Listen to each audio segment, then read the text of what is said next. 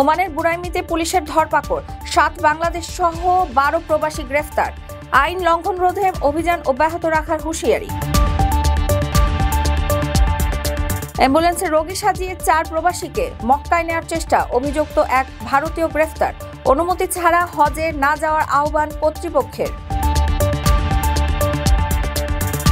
ওমানের একাধিক শহরে অবশেষে রহমতের বৃষ্টি, কমেছে তাপমাত্রা, স্বস্তি ফিরেছে হাঁসফাঁস জীবনে। আরও বর্ষণের পূর্বাভাস দিল আবহাওয়া অফিস।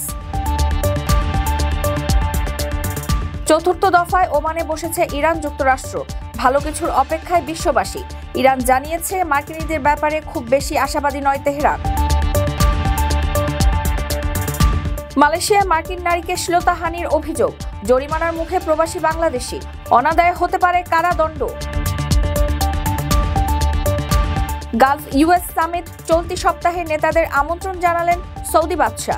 মঙ্গলবার সৌদিতে পা রাখতে পারেন ট্রাম্প। লাফিয়ে বাড়ছে রেমিটেন্স প্রবাহ, সর্বোচ্চ অবদান সৌদি প্রবাসীদের। 2 ও 3-এ আছে আমিরাত যুক্তরাষ্ট্র। বাংলাদেশের সন্ত্রাস বিরোধী অধ্যাদেশে এলো পরিবর্তন, নিষিদ্ধ করা যাবে সন্ত্রাসে জড়িত ব্যক্তি ও সংগঠনের কার্যক্রম। আজ নীতিগত ও চূড়ান্ত অনুমোদন দিয়েছে উপদেষ্টা পরিষদ।